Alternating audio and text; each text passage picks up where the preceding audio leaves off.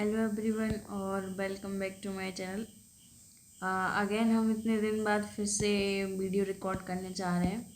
और पिछली बार जो मैंने वीडियो आपको एनसीईआरटी क्वेश्चन के थ्रू कंप्लीट कराई थी, मतलब वो क्लास 7 तक कंप्लीट थी। इस बार मैंने सोचा है कि पूरी एनसीईआरटी बुक्स को ही लेके हम क्वेश्चन बाय क्वेश्चन आपको ये पूरा कराएं, ठीक है। हाँ, वीडियो स्टार्ट करने से पहले आप मेरे चैनल को सब्सक्राइब कर दो और बेल आइकन को भी प्रेस कर देना, जिससे कि नोटिफिकेशन आपके पास पहुंच सके। हम स्टार्टिंग करने जा रहे हैं। पहले हम क्लास 6 को लेंगे, ठीक है। ये हम दृष्टि आईएएस की एनसीईआरटी कवर करने वाले हैं। और इसमें सबसे पहले हम इसको देखेंगे सिलेबस को। क्लास 6 में हम 3-4 चैप्टर को आज ही करेंगे कंप्लीट। कौन कौन से चैप्टर हैं पहले देख लेते हैं। पहला चैप्टर है हमारे अतीत। इसमें क्या है, कब, क्या, कब, कहाँ और कैसे। दूसरा चैप्टर है आरंभिक मानव की खोज, है ना। तीसरा है भोजन संग्रह से उत्पादन तक, और शायद तीसरा तक करेंगे। और चौथा है आरंभिक नगर, ठीक है। इसमें क्या है, इस बुक में पुरानी एनसीईआरटी के थ्रू और नए एनसीईआरटी में जितने भी क्वेश्चन हैं उन दोनों को ही इन लोगों ने सम्मिलित रूप से लिखा है। क्लास 7 का भी इसी तरीके से पूरा हम कंप्लीट करेंगे, क्वेश्चन 1 बाय 1 करेंगे, ठीक है। और जितना भी मेरे को एक्स्ट्रा पता होगा वो भी हम नोट करते जाएंगे। और बहुत ज़्यादा जो इजी क्वेश्चन रहेंगे हम उसको छोड़ने की कोशिश करेंगे, क्योंकि हमारे पास वैसे भी दिसंबर तक का टाइम है और बहुत कम टाइम है, ठीक है। एनसीईआरटी के अलावा भी हम कोशिश करेंगे कि प्रीवियस ईयर क्वेश्चन हम लगा पाएँ, ठीक है, यूथ से।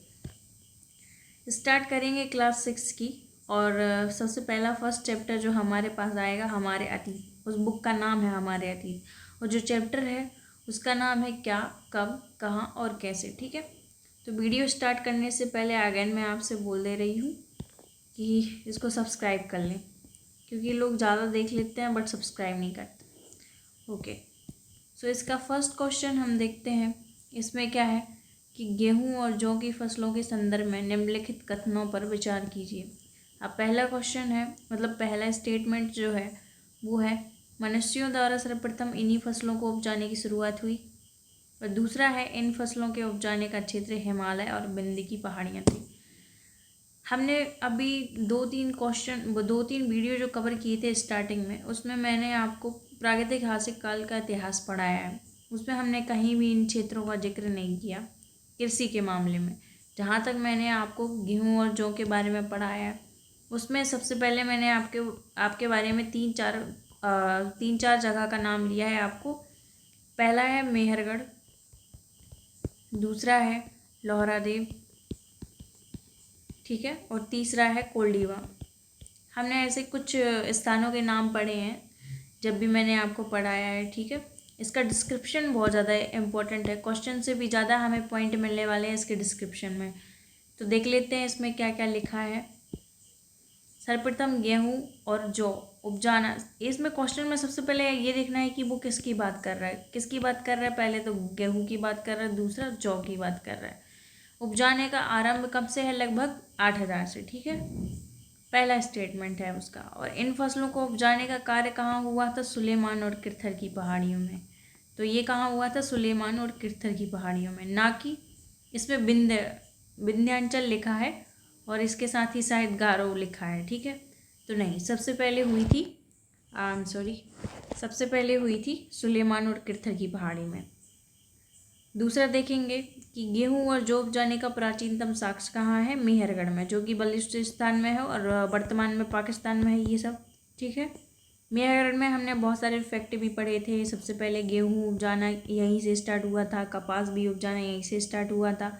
और जब हम धातुओं की बात करते हैं कि सबसे पहले धातुओं का यूज़, मतलब हमें ऐसे कहाँ साक्ष्य मिले हैं जहाँ सबसे पहले धातुओं का यूज़ हुआ है, तो वो हमने बलूचिस्तान से पढ़ा था। आई होप कि आपको याद होगा। और जब हम पढ़ रहे थे इसके साथ एक और फैक्ट हमारा जुड़ा हुआ था, स्थायी जीवन की स्टार्टिंग कहाँ हुई थी, वो भी मेहरगढ़ से स्टार्ट हुई थी। इसमें जो फैक्ट हैं उस पर हमें ज़्यादा मतलब इस पर ज़्यादा ध्यान देना है। और आप ट्राई करो कि ज़्यादा से ज़्यादा ये जो फैक्ट हम पढ़ रहे हैं उसको आप कहीं नोट डाउन कर लें, ठीक है। क्योंकि हम स्टार्टिंग से ले रहे हैं, तो आप कोई न्यू बुक बना लें और इसको लिखते जाएं, और जो मैं साथ में बोलते जा रही हूँ उसे भी नोट करते जाएं। अब हम तीसरा देखते हैं, इसमें क्या है कि नवीनतम तथ्यों के अनुसार चावल उपजाने के प्राचीनतम साक्ष्य संत कबीर नगर के लौहरादेव में है। बहुत सारी पुरानी बुक्स हैं, उसमें लिखा रहता है कि कोल्डीवा है, जिसका आज 8,000 वर्ष पूर्व या 10,000 वर्ष पूर्व लिखा रहता है। इसमें अभी जो नए साक्ष्य हमारे सामने आए हैं उसके हिसाब से, जो नई खोजें हुई हैं उसके अकॉर्डिंग चावल उपजाने के प्राचीनतम साक्ष्य कहाँ मिले हैं, जो यूपी का कबीर नगर है उसके लोहरादेव में पाए गए। इससे पहले कहाँ कोल्डीवा को माना जाता था। ठीक है, तो इसका क्या है कि लगभग 9,000 से 8,000 वर्ष पूर्व की इसकी अवधि मानी गई है। ठीक है, अब हम नेक्स्ट देखते हैं, गारो और मध्य भारत के विंध्य पहाड़ी क्षेत्र में अन्य कुछ ऐसे क्षेत्र मिले हैं जहाँ कृषि का विकास हुआ है। कृषि का विकास हुआ है, लेकिन यदि पर्टिकुलर बोला जाए कि किस किस चीज़ों की स्टार्टिंग कहाँ हुई है, तो वो मेहरगढ़ में और ये लौहरादेव में जो हम पढ़ रहे हैं उसके बारे में। ठीक है, अब हम नेक्स्ट क्वेश्चन पे चलते हैं। भारतीय उपमहाद्वीप के संदर्भ में निम्नलिखित कथनों पर विचार कीजिए। आरंभिक नगरों का विकास सिंधु और उसकी सहायक नदियों के किनारे हुआ है, तो ये फर्स्ट स्टेटमेंट तो हमारा सही है। दूसरा देखते हैं, गंगा और इसकी सहायक नदियों के किनारे नगरों का विकास 5,000 वर्ष पूर्व हुआ है, तो ये तो नहीं, इसको हम नहीं मान सकते। क्यों नहीं मान सकते? जब हम ऋग्वैदिक और उत्तर वैदिक काल पढ़ते हैं तभी से हमें ये गंगा और इसकी सहायक नदियों का ज़्यादा उल्लेख मिलता है, लेकिन जब हम सिंधु सभ्यता के पढ़ते हैं तो गंगा और ना ही इन जैसी नदियों का बार बार उल्लेख मिलता है। अब इसके डिस्क्रिप्शन देख लेते हैं हम कि क्या लिखा है। कथन 1 तो स्टेटमेंट ये सही है। लगभग 47 वर्ष पूर्व सिंधु और उसकी सहायक नदियों के किनारे आरंभिक नगरों का विकास हुआ है। जब भी हम हड़प्पा सभ्यता पढ़ते हैं तो हम देखते हैं कि उसको सिंधु सभ्यता भी बोला जाता है। अब क्यों बोला जाता है? क्योंकि उसी में स्टार्टिंग में नगर बसे हुए थे, तो उस कारण से सिंधु सभ्यता, हड़प्पा सभ्यता और घग्गर हाकरा सभ्यता, ये सब अन्य नामों से इनको जाना जाता है, क्योंकि सबसे ज़्यादा इन्हीं के आसपास सब सर्वप्रथम नगर बसे हुए थे। ठीक है, और स्टेटमेंट दूसरा जो हमारा है वो क्यों गलत है, इसका भी एक्सप्लेनेशन देख लेते हैं हम। गंगा और इसकी सहायक नदियों के किनारे नगरों का विकास लगभग 2500 वर्ष पूर्व हुआ है। जब हम उत्तर वैदिक और ऋग्वैदिक पढ़ते हैं ना, तभी से इसकी स्टार्टिंग हुई है। ठीक है, चलो अब हम देख लेते हैं थर्ड क्वेश्चन इसका। गंगा नदी के दक्षिण में इसकी सहायक नदी सोन के आसपास का क्षेत्र प्राचीन काल में किस नाम से जाना जाता था?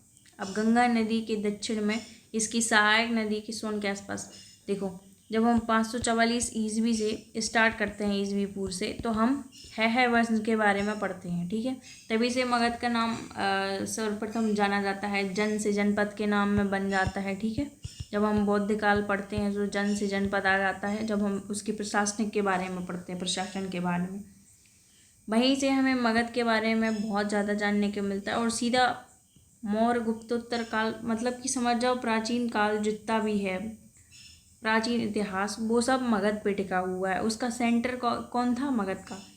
और जब हम मध्यकाल पढ़ते हैं, उत्तर मध्यकाल, तब वहाँ से हमें सीधे कन्नौज से फिर दिल्ली सल्तनत में तो दिल्ली सेंटर बन जाता है, जो कि हमें पता है। लेकिन जो प्राचीन इतिहास है उसमें पूरा जो सेंटर है वो मगध पे टिका हुआ रहता है।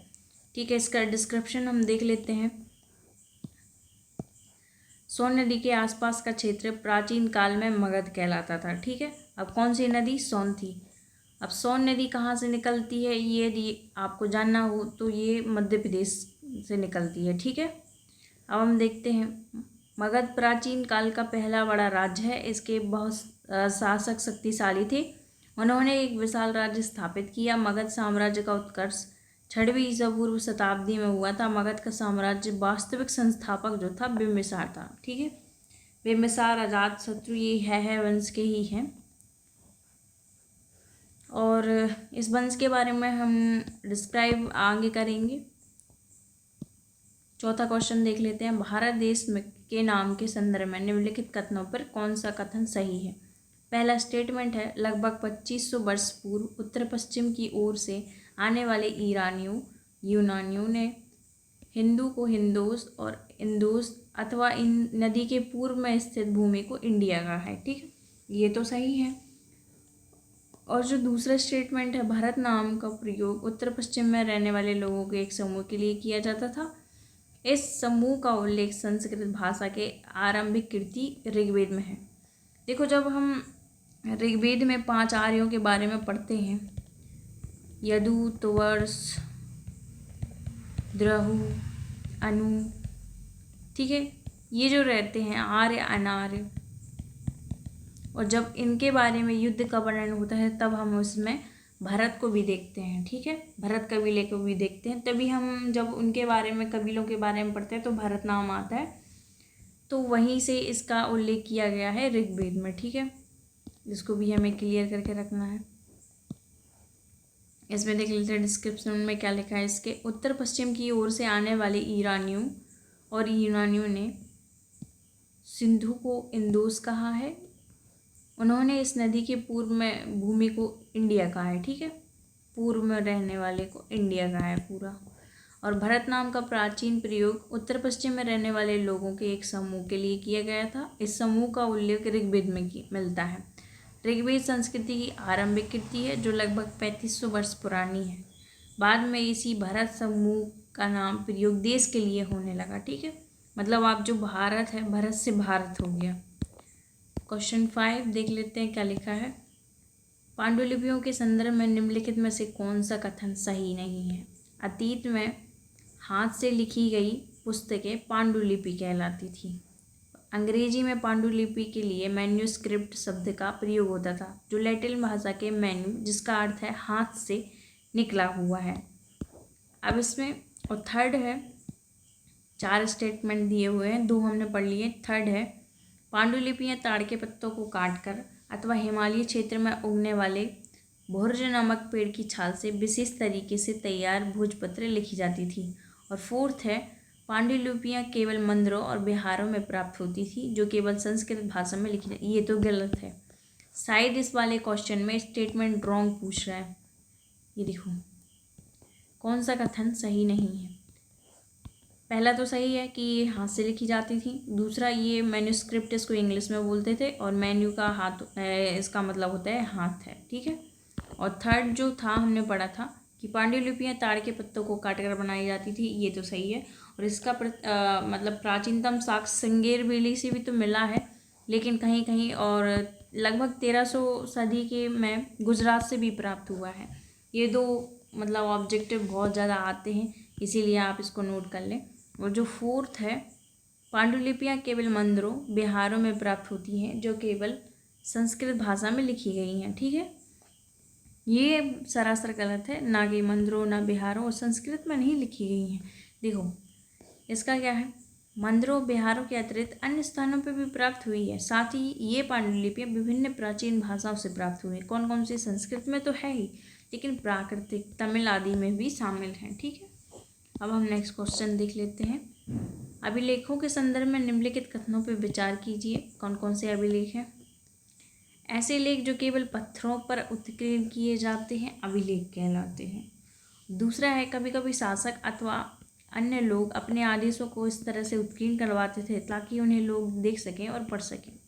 सेकंड का हम डिस्क्रिप्शन कैसे देख सकते हैं, जैसे अशोक के अभिलेख थे, उसने तो इतने सारे अभिलेख, लगभग 84,000, ठीक है, इतने सारे अभिलेखों को मतलब कि उत्तीर्ण कराया है कि हम उसके एग्जाम्पल कहाँ नहीं देख सकते।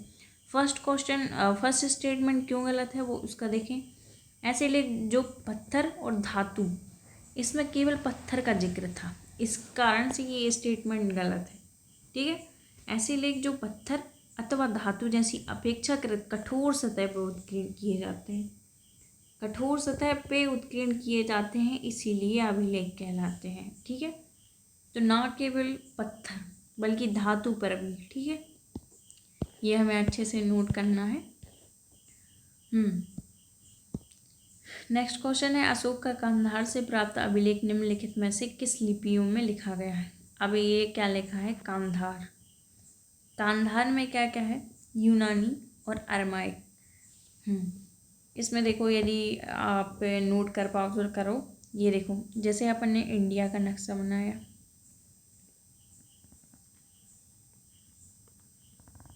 लमसम उस तरह की से बनाने की प्रयास में हूँ मैं, कोऑपरेट कर लेना मेरे साथ।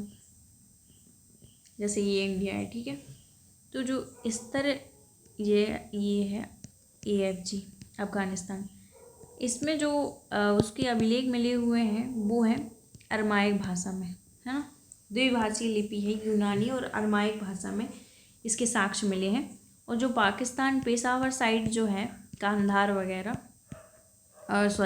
पेशावर, शहबाजगढ़ी, ठीक है, यहाँ पे कौन कौन से मिले हैं, खरोष्टी और यूनानी दोनों भाषा में ये भी मिले हैं। और जो नीचे एडगुड़ी है ना, एडगुड़ी जो कि आंध्र प्रदेश में है, अशोक का जो अभिलेख है उसमें सर्वप्रथम हमें खरोष्टी लिपि के बारे में पता चला था। ये आप नोट कर लें, मैंने जो जो भी बोला है, ठीक है। ओके, सो कांधार से कौन से प्राप्त हुए हैं, कांधार कहाँ है, अफ़गानिस्तान में। तो हम इस चीज़ को मतलब रिलेट कर सकते हैं कि अफ़गानिस्तान में जो भी यदि अभिलेख हैं तो वो अरमाइक में तो 100% ही होंगे। ब्राह्मी अभिलेख ये मध्य भारत साइड मिले, और देवनागरी और तमिल लिखा है तो ये तो दक्षिण में, ठीक है। इसमें हमें कन्फ्यूज़न नहीं होनी चाहिए, आई होप। चलो नेक्स्ट क्वेश्चन देख लेते हैं क्या लिखा है। ईसा मसीह के जन्म के पूर्व सभी तिथियां ईसा पूर्व के रूप में जानी जाती हैं। वर्ष की गणना ईसाई धर्म तक ईसा मसीह के जन्म की तिथि से की जाती हैं। आई होप कि ये मेरे को समझाना ना पड़े आपको, और मैं नहीं समझाऊंगी इसको।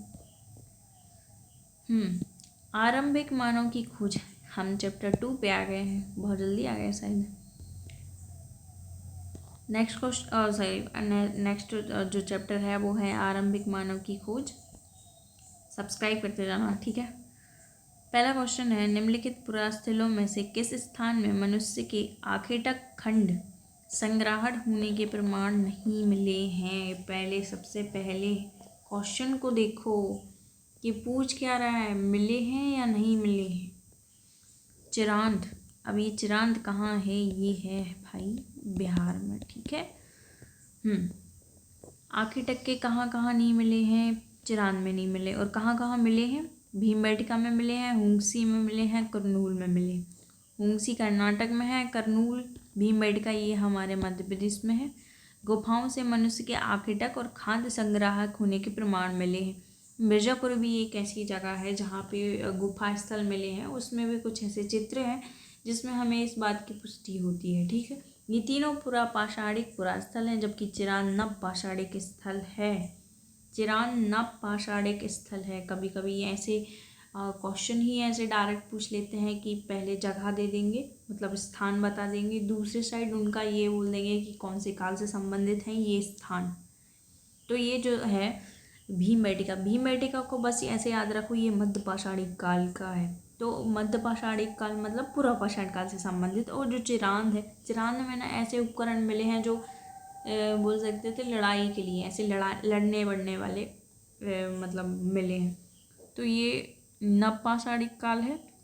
हाँ, उन्हें नीचे क्या लिखा है, हुंसी और करनूल गुफाएं तुंगभद्रा नदी के किनारे। कभी कभी ऐसे क्वेश्चन बना देते हैं कि कौन सी नदी के किनारे, याद ना हो तो हुंसी हम्पी रिलेटिव लग रहा है ना थोड़ा सा, तो उससे हमें ये मतलब समझ जाओ कि ठीक है, हाँ से है, एच से है, हुंसी हम्पी। तो जब हम विजयनगर साम्राज्य पढ़ते हैं तो उसमें भी तुंगभद्रा नदी के जो नज़दीक किनारे ही हम्पी रहता है, हम्पी से हुंसी कर लो, ठीक है। अब मेरे पास तो कोई ट्रिक नहीं रहती, इस तरीके से मैं बताती हूँ। अब हम देखते हैं दूसरा क्वेश्चन, निम्नलिखित पुरा स्थलों में कौन से नवपाषाणिक पुरा स्थल हैं। अभी क्या पढ़ा था हमने, चिरांद, ये भी याद रखना है। अब नहीं लेगा इसका मतलब ये नहीं कि हम याद नहीं रखेंगे। मेहरगढ़ का भी हमने सबसे पहला ही क्वेश्चन देखा था शायद 8000 ईस्वी पूर्व, ठीक है। महदहा ये भी कहाँ है, शायद सराय नहर राय और महदहा शायद यूपी में है ना दोनों। दौजली हेडिंग ये शायद अरुणाचल प्रदेश में है, दौजली हेडिंग।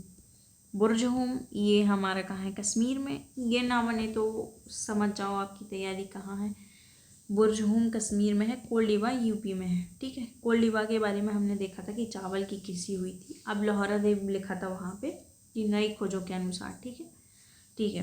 तो इनमें से कौन नवपाषाणिक काल है, ये सभी नवपाषाणिक काल के हैं, ठीक है।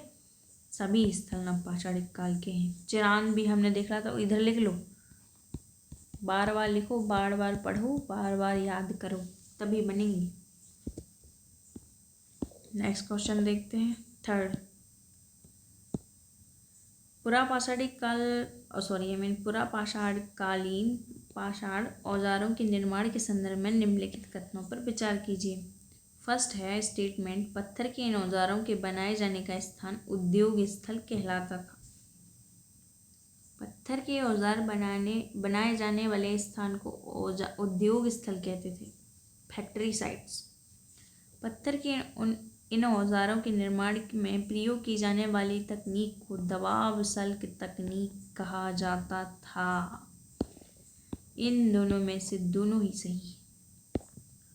क्या कहा जाता था? उद्योग स्थल।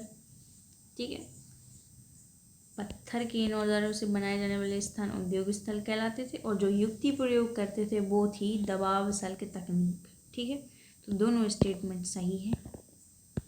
इसमें भी पत्थर से पत्थर टकराना, दबाव सल्क तकनीक, इन दोनों के बारे में ये स्टेटमेंट में डिस्क्रिप्शन लिखा है, ये पढ़ने की ज़रूरत नहीं है। नेक्स्ट क्वेश्चन देख लेते हैं। निम्नलिखित में से राग के साक्ष्य किस पुरापाषाणिक काल स्थल से मिले हैं? ये बहुत इंपॉर्टेंट है, बहुत बार पूछ चुका है, इसीलिए हमें इसे बहुत अच्छे से याद रखना है। तो जो कुरनूल है, कुरनूल और एक और शायद हमने पढ़ा था, वो आंध्र प्रदेश में है, जिसमें जो रॉवर्स ब्रूट फ्रूट है। आंध्र प्रदेश में कोई एक गबी मतलब गुफा है, उसमें भी राग के साक्ष्य मिले थे।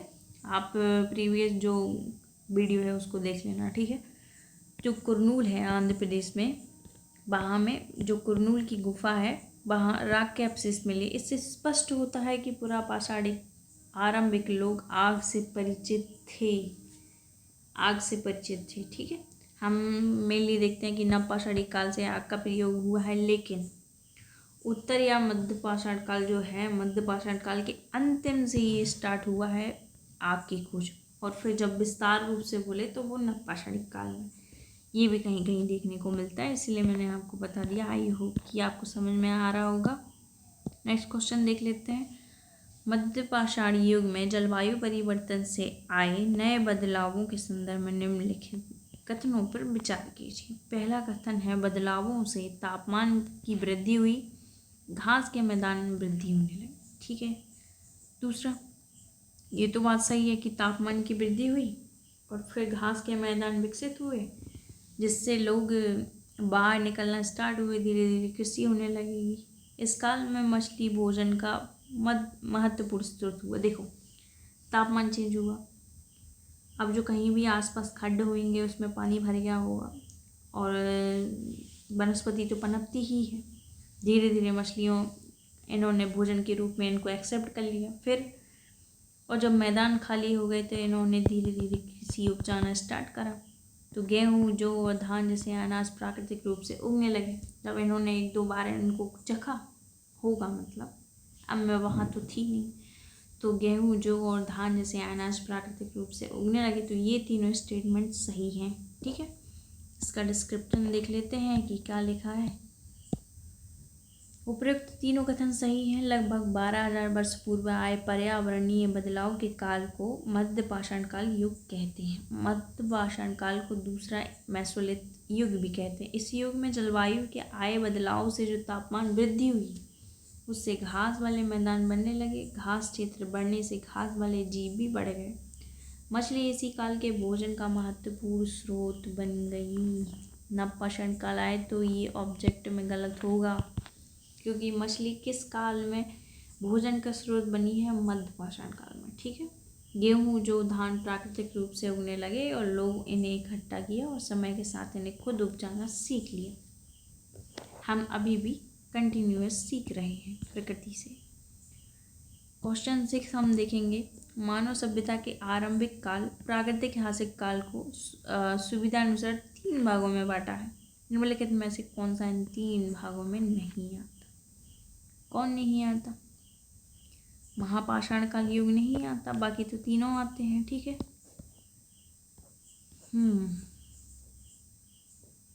महापाषाण काल किसे कहते हैं? तो महापाषाण काल दक्षिण भारत में विशाल पाषाण खंडों की बनी समाधियाँ, उनको महापाषाण काल कहते हैं। ठीक है, अब क्वेश्चन 7 देख लेते हैं, इसमें क्या लिखा है। निम्नलिखित में से कौन सा पुरा स्थल प्रागैतिहासिक काल शैल चित्रकला के लिए जाना जाता है? शैल चित्रकला, एक तो भीमबेटका है ही, और इसके अलावा जो मूवी आई थी ना अभी मिर्ज़ापुर, उसका भी नाम है, ये भी शैल चित्रकला के लिए जाना जाता है। भीमबेटका वर्तमान मध्य प्रदेश के रायसेन जिले में स्थित है। यहाँ से प्रागैतिहासिक शैल चित्रकला के कुछ सुंदर उदाहरण मिलते हैं। ठीक है, भीमबेटका को प्रागैतिहासिक कालीन चित्रकला से संबंधित किया जाता है, जबकि अजंता और बाघ की शैल चित्र गुफा चित्रकला मौर्य काल से संबंधित है। बात की ऐतिहासिक काल की। ठीक है, अमरावती अपने स्तूपों के लिए प्रसिद्ध है। शुंगकालीन या सातवाहन कालीन माना जाता है। अमरावती को सही में माना जाता है। इसमें बौद्ध, उनका जो मतलब बौद्धिज्म को जो मानते हैं उससे रिलेटेड उनकी आकृतियाँ बनाई गई है। नालकोंडा भी एक ऐसी जगह है जहाँ अमरावती और नालकोंडा दोनों ही सातवाहन कालीन की मानी गई है। और जो शुंगकालीन है, जब ये मौर्यकालीन सांची स्तूप हैं या फिर 2-3 स्तूप हैं, विदिशा का स्तूप है, उनमें शुंगकालीन कलाओं का मतलब उन्होंने जो परिवर्तन किए वो उसके साक्ष्य भी मिलते हैं। जैसे मौर्य काल में जो अशोक ने पत्थर के स्तूप बनाए हैं, लेकिन ये जो है ईंटों के बनाए हैं मतलब, और ये पाषाण कालीन बना देते हैं ईंट का चेंज करके। ठीक है, अब इसमें सन दिए हैं। ठीक है, पुरापाषाण कालीन सबसे जो पुराना लग रहा है उसको लगा दो। कौन? 20 लाख वर्ष पूर्व वाला, इसको लगा दो। ठीक है, और इसमें फिर और जो महापाषाण काल है वो तो अपडेटेड वर्जन है, ये समझ लो। शुरुआत 10,000 वर्ष पूर्व, सॉरी, इसकी जो अपडेटेड मतलब 2500 वर्ष पूर्व से 1900, जो बहुत ही कम है, मतलब अभी स्टार्ट हुआ है, उसको लगा दो। यदि आपको एलिमिनेट करना है या फिर नहीं बन रहा है तो इस तरीके से दिमाग लगा लिया करो, बाकी सब हो जाएगा। बी का कौन सा है? 3, और डी का कौन सा है? 1। समझ आया? कुछ नहीं आया तो देख लेते हैं इसमें नीचे। पुरापाषाण जो काल है 20 लाख वर्ष पूर्व से 12,000, मध्य पाषाण काल 12,000 से लेकर 10,000, उत्तर पाषाण 10,000 पूर्व से होता है। ये सही है। इसके जो मतलब हमें कहीं कहीं बहुत सारे बच्चों ने मेरे को क्वेश्चन भी किया है ऑफलाइन, मतलब कि मेरे को ये वाले सन याद नहीं होते, तो आपको इधर उधर की बुक पढ़ने की ज़रूरत नहीं है कि एनसीईआरटी कौन सी डेट दे रही है, कोई बुक कौन सी डेट दे रही। ऐसी डेट को खुद फाइनल कर लो, लमसम लिख दो, और 20 लाख से 12,000, 12,000 से 10,000, 10,000 वर्ष पूर्व, ये तो आपको याद हो जाएगा आसानी से। तो इन्हीं को देखना है। ठीक है, और फिर ये चौथा देख लेते हैं। महापाषाण काल का संबंध दक्षिण भारत के बड़े बड़े शिलाखंडों से बनी समाधियों से है।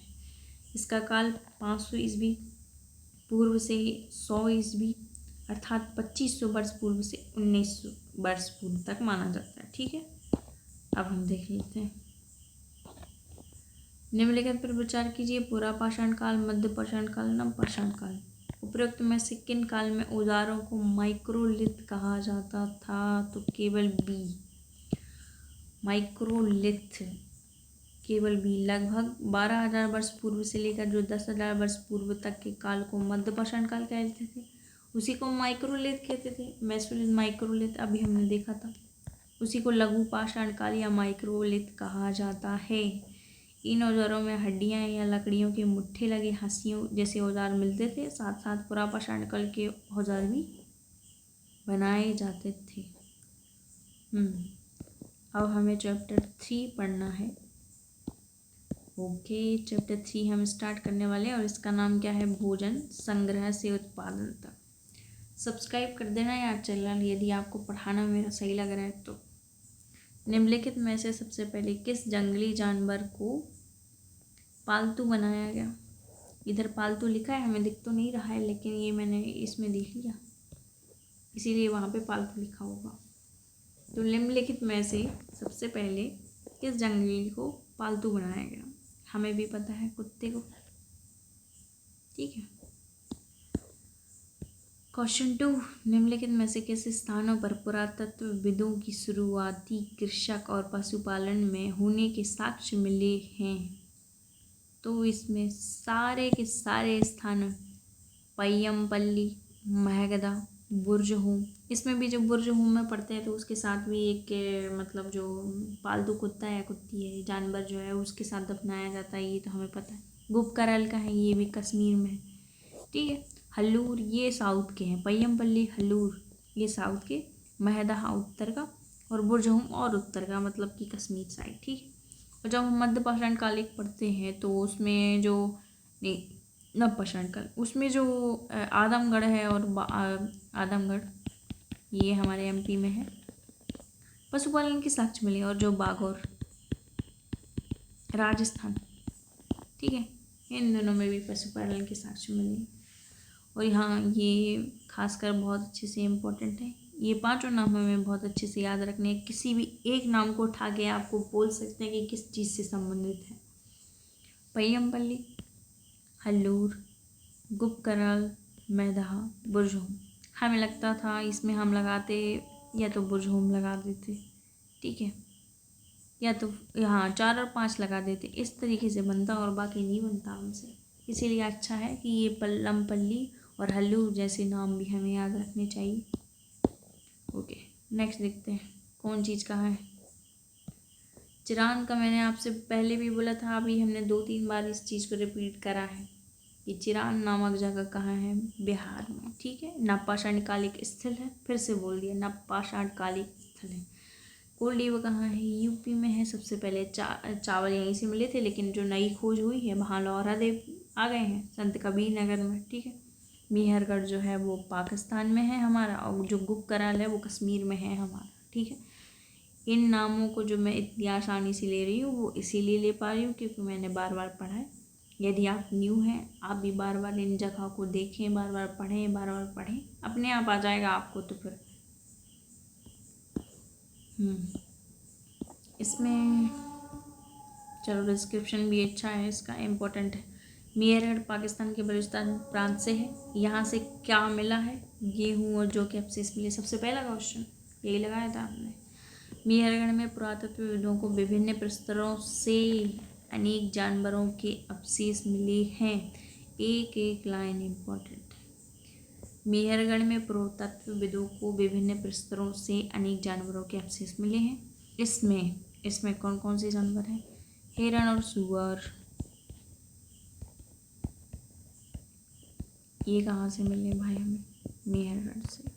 आपको ये अपने नोट्स में लिखना है मेरी तरह, ठीक है। मेरी तरह मतलब अच्छी राइटिंग होगी तुम्हारी तो अच्छे से लिख लेना, बाकी मेरी तरह मतलब इस तरीके से लिख लेना, मैं ये बोलती हूँ। इसमें हिरण और सुअर जैसे जंगली जानवरों की हड्डियाँ सबसे निचले प्रस्तर में मिली हैं। उसके बाद स्तरों में भेड़ और बकरियाँ तथा उसके ऊपर मवेशियों की हड्डी मिली। भाई इससे लगता है कि ये लोग मवेशी पालने लगे थे। ठीक है। कोल्डेवा दूसरा जो पॉइंट था हमारा, कोल्डेवा उत्तर प्रदेश के इलाहाबाद जिले मतलब अब वर्तमान में प्रयागराज में अवस्थित है। यहाँ से चावल और जानवरों की हड्डियों के टुकड़े मिले हुए हैं। ठीक है। तीसरा इसमें जो लिखा था चिरांद आधुनिक बिहार में अवस्थित है। यहाँ गेहूँ, हरे चने, जौ, भैंस, बैल आदि के अवशेष मिले। गुपकरल आधुनिक कश्मीर में स्थित है। यहाँ से गेहूँ और दलहन के साक्ष्य मिले। ठीक है। ओके, आई होप कि आपको सेशन अच्छा लग रहा होगा, एंटरटेनमेंट भी करते जा रही हूँ। अब देखते हैं महदहा। निम्नलिखित युग्मों पर विचार कीजिए। सुमेलित नहीं है, इसमें हमें देखना है कि कौन सुमेलित नहीं है। महदहा ये तो हमें पता है यूपी में है स्थित। बुर्जहूम अभी पढ़ा है हमने कश्मीर में। हल्लूर, ओके, हल्लूर है ये तो शायद कर्नाटक में है। पय्यमपल्ली भी गलत है। तो ये 3 और 4, ये हल्लूर और पय्यमपल्ली जो अभी हमने देखा था कि नवपाषाण काली साइड, तो ये गलत है। देखो ये ऊपर पय्यमपल्ली आया था, मैंने जब बोला था कि याद रखना, ये देखो क्वेश्चन नंबर 2, कृषक और पशुपालन होने के साक्ष्य यहाँ से भी मिले हुए हैं, हल्लूर और पय्यमपल्ली। अब हम देखते हैं कौन चीज कहाँ से है।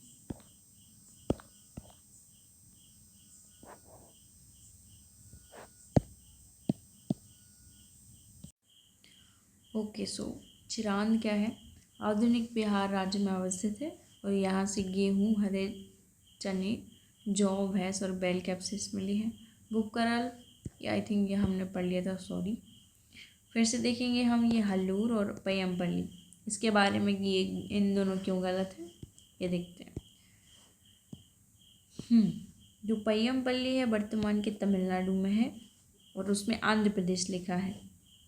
ये काला चना, जावरा, बाजरा, मवेशी, भेड़, सूअर कैप्सिस में पाए गए हैं और हमने देखे थे इसमें पशुपालन के बारे में हमने जो पढ़ा था वही इसका आंसर है, ठीक है। मतलब मवेशी, भेड़, सूअर, इसका मतलब पशुपालन होता था।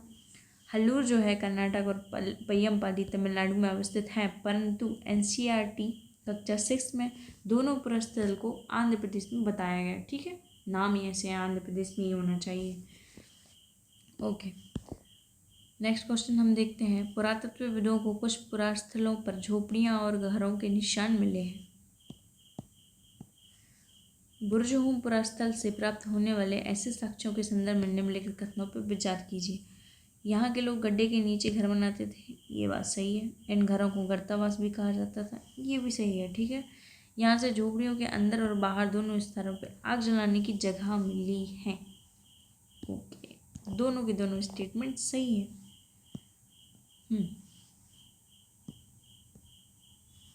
उपयुक्त दोनों कथन सही है। बुर्जहोम वर्तमान कश्मीर में अवस्थित है। यहाँ पे लोग गड्ढे के नीचे रहते थे, जिन्हें गर्तावास कहा जाता था। नीचे उतरने के लिए सीढ़ियाँ होती थी उन्हें ठंड में, क्योंकि उन्हें ठंड से सुरक्षा मिलती थी इनसे, ठीक है। झोपड़ियों के अंदर और बाहर दोनों जगह आग जलाने की जगह थी। इससे ऐसा लगता था कि लोग मौसम के अनुसार घर के अंदर या बाहर खाना पकाते होंगे, मतलब कि ज़्यादा ठंड लगती हुई तो अंदर, नहीं लगती होगी तो बाहर। 6 का क्वेश्चन देखते हैं, 6 नंबर का क्वेश्चन। नवपाषाण युग के संदर्भ में निम्नलिखित में से कौन सा कथन सही नहीं है? क्वेश्चन ने पूछा है सही नहीं है। इस काल में पुरापाषाणिक औजारों का प्रयोग और निर्माण पूर्णतः बंद हो गया इसमें। और इस काल में औजारों की धार को अधिक पैना करने के लिए उन पर पॉलिश चढ़ाई गई, ये तो सही है। पॉलिश, जहाँ भी पॉलिश आई है नवपाषाण काल ही से संबंधित है। इस युग में वनस्पति और अन्य चीज़ों के पीसने के लिए ओखली और मूसल का उपयोग होने लगा, ये भी सही है। इस युग में मिट्टी के बर्तनों का अलंकरण आरंभ हो गया, ठीक है। जो मिट्टी के बर्तन जैसे काले मृदवान, उत्तरी काली, ये सब है, जो इसकी स्टार्टिंग जो है यहाँ से नवपाषाण काल से हो गई। लेकिन जो इस काल में पुरापाषाण कालीन औजारों का यूज जो है और निर्माण पूर्णतः बंद नहीं हुआ था, ठीक है। इसी का डिस्क्रिप्शन इन्हीं में लिखा है। बाकी हम नेक्स्ट क्वेश्चन देख लेते हैं। नवपाषाण काल के लोग कपड़े बुनते थे। नवपाषाण काल में कपास उपजाया जाने लगा, तो दोनों के दोनों सही है। कपड़े भी लोग बुनने लगे थे और कपास भी उपजाया जाने लगा। कपास के साक्ष्य कहाँ मिलता है? वैसे हमने देखा है मेहरगढ़ से ही मिलता है। नवपाषाण काल में मनुष्यों के कपड़े बुनना सीख लिया था, इसके लिए कपास जैसे आवश्यक पौधे उगाने में अब मनुष्य सक्षम हो गया था, ठीक है। नेक्स्ट क्वेश्चन देखते हैं। मेहरगढ़ निम्नलिखित में से किस दर्रे में उपस्थित है? तो ये बोलन दर्रे में है। ये बहुत इम्पोर्टेंट है, ये भी पूछ सकते हैं, जैसे कि पय्यमपल्ली और हल्लूर पूछ लिया था कि किस नदी के किनारे है, तो वो हमने देखा था कि तुंगभद्रा नदी। वैसे इसमें दर्रा पूछ लेंगे कि बोलन दर्रा है, खैबर दर्रा या गुमल, बस ये सब पाकिस्तान अफगानिस्तान की सीमा में अवस्थित है। मेहरगढ़ किरथर पहाड़ियों में स्थित बोलन दर्रे के समीप एक हरा भरा समतल स्थान है। ये वर्तमान पाकिस्तान के बलूचिस्तान प्रांत में स्थित है। ये जो बोलन दर्रा, ईरान जाने के लिए बोलन दर्रा एक महत्वपूर्ण स्थान है, ठीक है। जब भी ईरानी जो अटैक जो करते थे वो यहीं से तो करते थे। अब 9वां क्वेश्चन देख लेते हैं हम। मेहरगढ़ से प्राप्त कब्रों में मृतकों के साथ कुछ सामान भी रखा जाता था। दूसरा, मेहरगढ़ के लोगों का मानना था कि मृत्यु के बाद भी जीवन है, तो दोनों के दोनों स्टेटमेंट सही है। जब कुछ ऐसे साक्ष्य मिले तो हमें ऐसा लगता है, मतलब ऐसा लोगों ने ऐसा बोल सकते हैं कि क्लू निकाला है कि इस तरीके से जब लोग कुछ बर्तन या धातु के साक्ष्य रखते थे तो उन्हें लगता था कि उसके बाद भी जीवन है, या फिर इनको मृत्यु के बाद भी जो जिस जीवन में जाते होंगे उनको ये सब चीज़ों की ज़रूरत पड़ती होगी। तो उस कारण से मृत्यु के बाद सामान्यतः मृतक से सगे संबंधी उसके प्रति सम्मान जताते थे। लोगों की आस्था थी कि मृत्यु के बाद भी जीवन होता है, इसलिए कब्रों में मृतकों के साथ कुछ सामान भी रखा जाता था। मेहरगढ़ से ऐसी कब्रें मिली हैं। मेहरगढ़ ना केवल मेहरगढ़ से बल्कि बहुत सारी जगह से ऐसे स्थान मिले हुए हैं। ठीक है, मेहरगढ़ से प्राप्त एक कब्र में निम्नलिखित में से किस पालतू जानवर को मृतक के साथ दफनाया गया था? तो ये है बकरी। हमने 5 एक मिनट, हाँ, तो हमने 5 स्टेट पढ़ी थी कि पहले तो इसमें सुअर, ठीक है, हिरण, फिर देन कब्र, फिर ये भेड़, बकरी, ये सब भी थे, लेकिन इसमें बकरी को इसमें मान्यता दी गई है, तो ये बकरी सही है। ठीक है,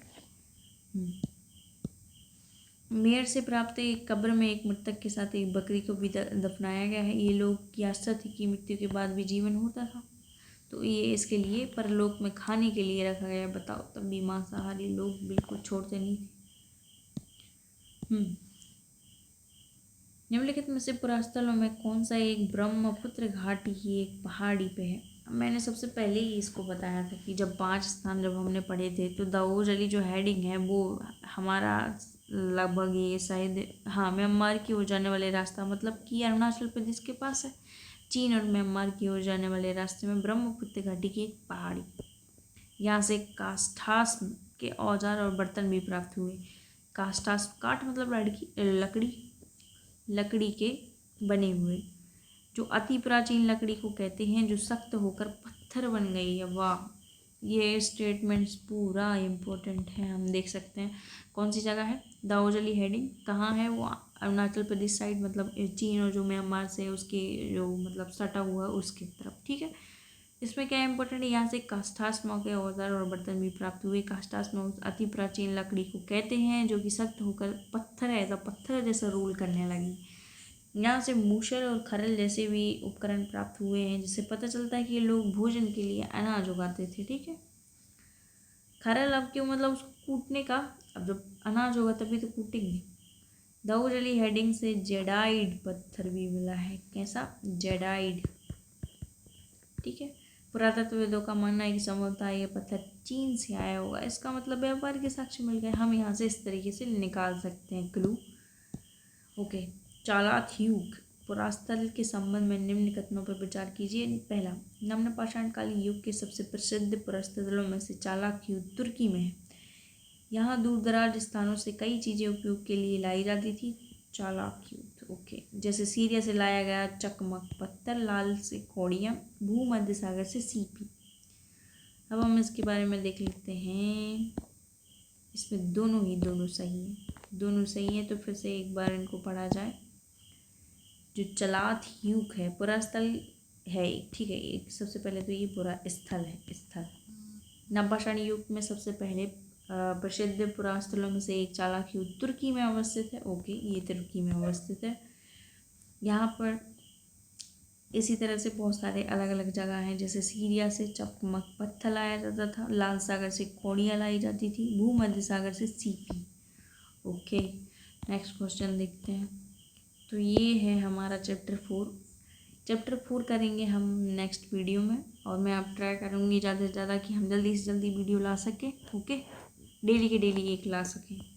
अभी तो ये फर्स्ट PDF थी और काफ़ी हमने 3 चैप्टर कंप्लीट कर लिए। आई होप कि आपको समझ में आया होगा। शेयर भी कर दीजिएगा और सब्सक्राइब भी। ठीक है, तो हम नेक्स्ट वीडियो करेंगे बहुत जल्द ही। तब तक के लिए बने रहो। Bye bye.